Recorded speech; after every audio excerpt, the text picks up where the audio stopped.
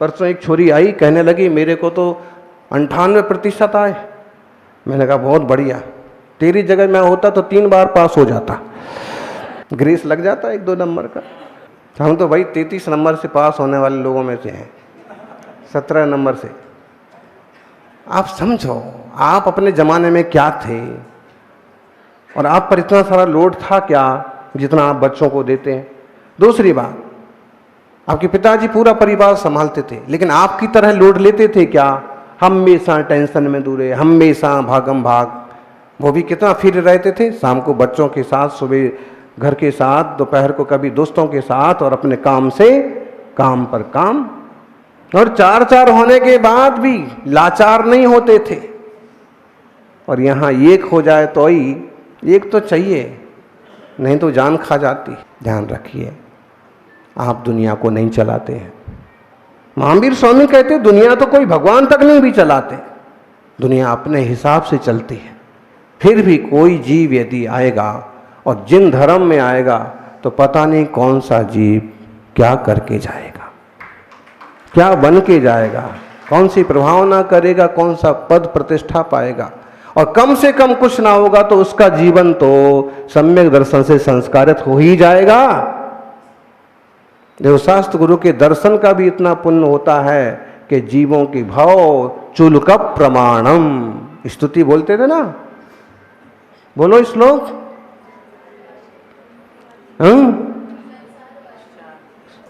श्लोक पूरा बोलो। संसार बाधिरयम चुलक प्रमाणम, हे भगवान आपके दर्शन से मेरा संसार चुल्लू भर रह गया है। अद्यावत सफलता नयनद्वयस्या, बोलो।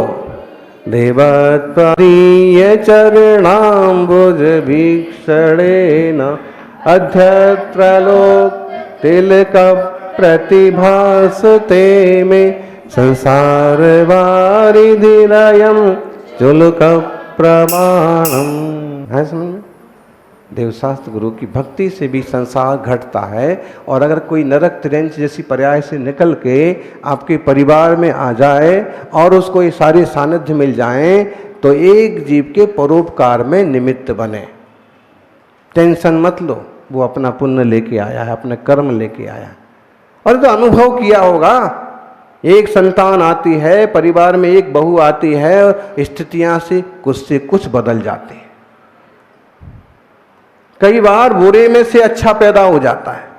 अवसाद, टेंशन, अटेंशन रहोगे तो टेंशन नहीं होगा, तनाव, और बात तो पहुंच जाती है सुसाइड तक। डिप्रेशन, डिप्रेशन वगैरह की शुरुआत होती है ना, दर्द होता है सिर। कहाँ दर्द होता है? यहाँ से दर्द होता है, मेंदू दर्द करने लगता है। इसका मतलब है कि अब इसके लिए दवा की जरूरत नहीं है, इसके लिए ज़रूरत है सही समझ की। जिनवाणी वो दवा है कि कई सारी बीमारियां तो पढ़ने से, सुनने, समझने से ही गायब हो जाती हैं। ये तो समझ लो कि तुम किसी के कर्ता नहीं हो, अकेले आए थे अकेले जाओगे। बस ये है कि जिस भूमिका में हो उस लायक अपना काम करो, अपना रोल अदा करो और चुपचाप करते रहो। घटना आपो आप घटती रहेगी, काम अपनो आप होते रहे। तो चिंता चिता समान है, क्या बोलते हैं? चाह गई चिंता मिटी, मनुआ बेपरवाह। जिनको कछु ना चाहिए बेसाहन की साह, और जिनको सब कुछ चाहिए वो हमेशा सारी चीजें सीटें चाहिए जिनको, वो कौन है? जिनको कछु ना चाहिए बेसाहन के साह। मुनिराज सहन के साह है, कछु नहीं चाहिए। कछु समझ में आ गया का?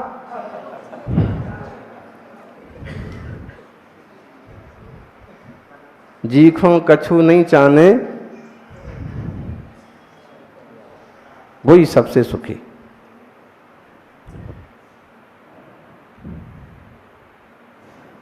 चिंता से चतुराई घटे, दुख से घटे शरीर, पापों से लक्ष्मी घटे, कह गए श्री महावीर। चिंता से चतुराई घटे, या तो चिंता कर लो या फिर पार होने का रास्ता सोच लो। फंस गए हैं तो अब फंस गए हैं, अब क्या होगा, अब क्या, फंस गए हैं तो निकलें कैसे, ये दिमाग यहां बर्बाद करने की बजाय निकलने पर फोकस करो ना। रास्ता क्या है? चिंता से चतुराई घटे, दुख से घटे शरीर। आप दुखी दुखी रहते हैं, शरीर आधा हो जाएगा आपो आप।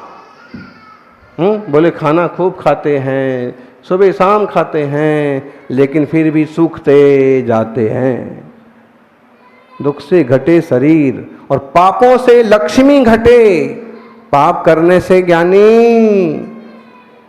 पैसा आपो आप कहाँ घुस जाता है, कौन सी कंपनी बैठ जाती है पता नहीं पड़ता है।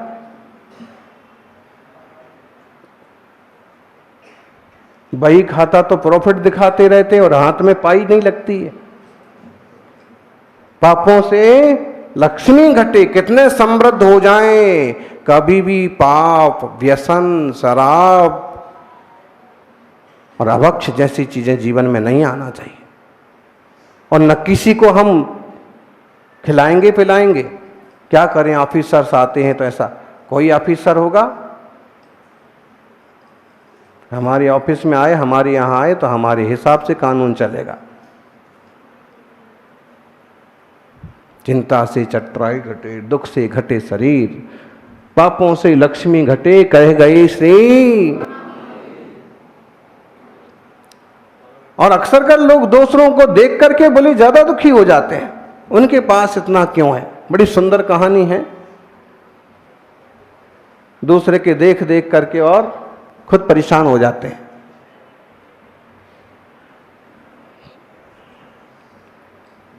चिड़िया चील की उड़ान देख करके,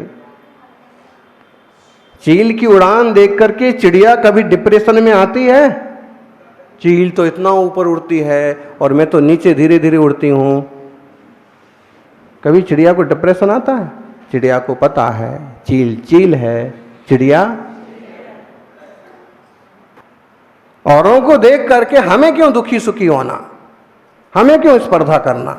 ध्यान रखिए, आप भले ही अपनी जिंदगी से खुश ना हो, लेकिन दुनिया में ऐसे बहुत लोग हैं जो आपकी जैसी जिंदगी चाहते हैं। आप खुश नहीं हैं इस छोटे घर में, आप खुश नहीं हैं मारुति वैन में, आप खुश नहीं हैं इस साधारण टीवी में, लेकिन बहुत सारे लोग हैं। आप खुश नहीं हैं अपनी बीवी में, लेकिन बहुत सारे लोग हैं कि वे परिकल्पना करते हैं कि एक लंगड़ी मिल जाए, एक कान वाली मिल जाए, एक आंख वाली मिल जाए, लेकिन मिल तो जाए, वो ही नहीं मिलती।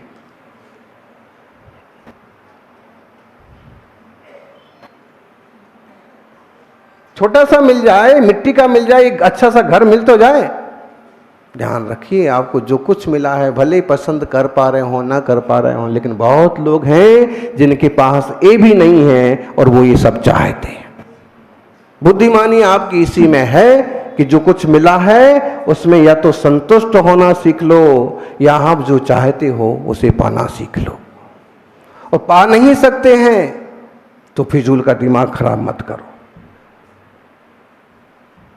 घुल घुल के और परेशान होने से क्या फायदा।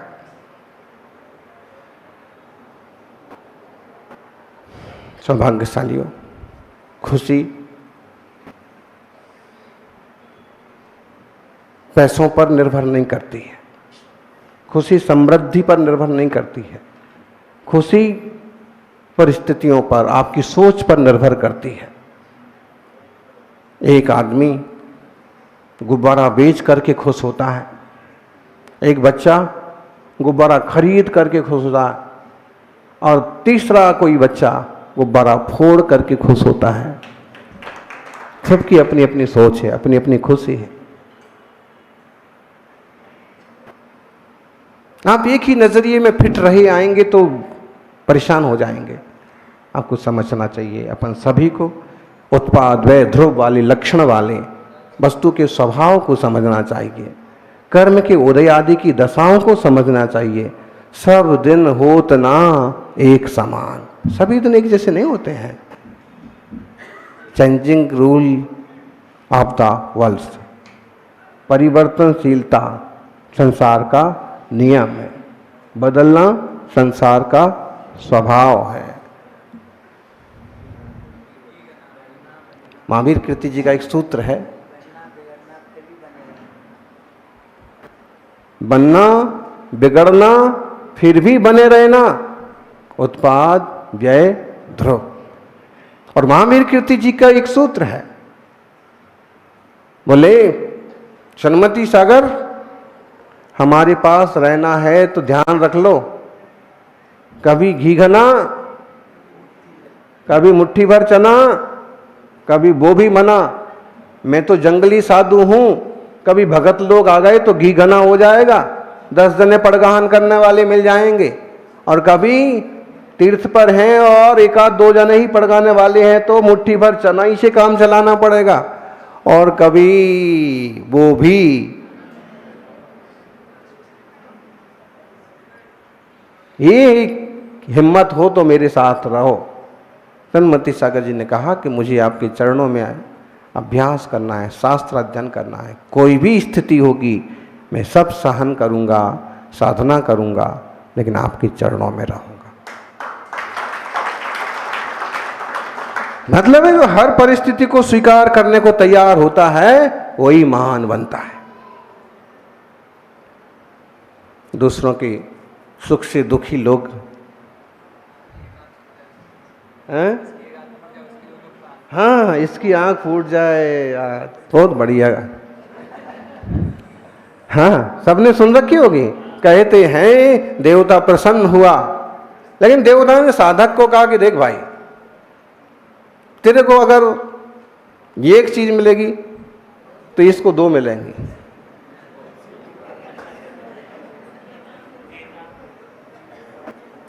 तो उसने पहले सोचा कि ठीक है यार, इसको 2 मिल जाए कोई बात नहीं, अपना तो काम चलेगा ना। उसने कहा ठीक है सर, ठीक है भगवान जी, मुझे एक घर बना दो। देखा कि उसका एक घर बन गया, आलीशान सुंदर। अपना घर देख देख के जब तक खुश हो रहा था, तब तक उसका पड़ोसी की ध्यान आया कि उसने कहा था कि इसके 2 बन जाएंगे, इसके 2 मिल जाएंगे। उस तरफ देखा तो सच में उसके तो 2 घर बड़े बड़े बने हुए हैं, और दिमाग ठनक गया। फिर भी क्या करें, फिर उसने मांगा मेरी शादी हो जाए, फिर बच्चा हो जाए, व्यापार हो जाए, धन समृद्धि। और यहां तो होता तो जब तक यहां की खुशी मनाता, उधर नजर जाती की दुखी दोगुना। और आखिर हर रोज की किल्लत से परेशान होकर उसने कहा कि मैं भले दुखी हो जाऊं, लेकिन मैं इसका इतना सुख नहीं देख सकता। मैं तो 2 पोतों का सिखलौता हूं, मैं अपने 2 पोते पोतियों को खिलाता हूं, तब तक ये 4 के बीच में मस्ती करता है। वो कैसे कंधे पर चढ़ते हैं, कैसे मूछें नोचते हैं, और कैसा ये मजा लेता है। और मेरे यहां तो 2 ही गाड़ियां हुई, इसके यहां 4 हो गई। मेरे यहां 1 हेलीकॉप्टर आया, इसके यहां समस्या। अब उसने विचार किया, जैसे ही दिमाग फिरा तो उसने कहा ऐसा भी तो हो सकता है कि अगर मैं ऐसे कहूं कि मेरा एक हाथ टूट जाए, करके देखता हूं। और उसने देवता से प्रार्थना की, मेरे एक हाथ तोड़ दो। सच में उसका एक हाथ टूट गया। सामने वाले के देखे तो दोनों टूट गए। उसे बड़ी खुशी हुई, हाँ बहुत मजा आ गया। अब देखते हैं कैसे पोतों को खिलाता है। फिर भी अपने दोनों पांव से चलता, इधर बच्चों के पास चला जाता, उधर बच्चों के पास चला जाता। फिर उसको लगा कि यार अभी भी ये मस्ती करता है, गाड़ी में आराम से बैठ जाता है, नौकर गाड़ी चला के ले जाते। तो उसने कहा हे भगवान मेरा एक पांव तोड़ दो। दूसरे का सुख नहीं देखा जा रहा, मेरा एक टूटेगा तो उसके दोनों टूटेंगे। दोनों पांव टूट गए, दोनों हाथ टूट गए, तब भी नौकर थे 10 घर में। नौकर पकड़ के ले जाते, उठाते, बिठाते, व्यवस्था कर लेते। और अपनी आंखों से अपने बेटे पोतों को देख देख करके वो खुश होता रहता। और उसको फिर लगा कि अभी भी ये बहुत खुश होता रहता है। हे भगवान मेरी एक आंख और उसकी एक आंख फूटी तो उससे थोड़ी तसल्ली हुई। लेकिन फिर भी व्यवस्थाएं तो कुछ ना कुछ बनी ही जाती। उसे रहा नहीं है जी, आदमी जब तक मेरी आंखों के सामने रहेगा ना, मेरी एकाणी आंख के सामने भी रहेगा तो खटकता रहेगा। और उसने कहा हे भगवान, मेरे घर के सामने एक कुआं खोद दो। क्या? घर के सामने कुआं खोद गया और उसके घर के सामने 2 कुएं खुद गए। जब तक नौकर चाकर कुछ समझा पाते, बता पाते कि रोज की तरह सड़क करके वो सड़क के खिसक के, हाथ पांव तो थे नहीं, दिखता भी नहीं था, तो ऐसे ही थोड़ी बाहर की तरफ निकला कि नौकर तो चिल्लाते रहे कि बाबूजी कुआं है, लेकिन बाबूजी को तो यही पता है कहाँ कुआं है, यहाँ तो घर है अपना। और बेचारे जाके सीधे जैसे ही वो कुएं में गिरे तो उसने फिर ताली बजाई। अब आया मजा। लोग ऐसी दुष्ट बुद्धि वाले भी दुनिया में होते हैं, जबकि दूसरों का दोगुना सुख देखने में तुमको क्या तकलीफ हो रही है? अपने भाग्य से भोग।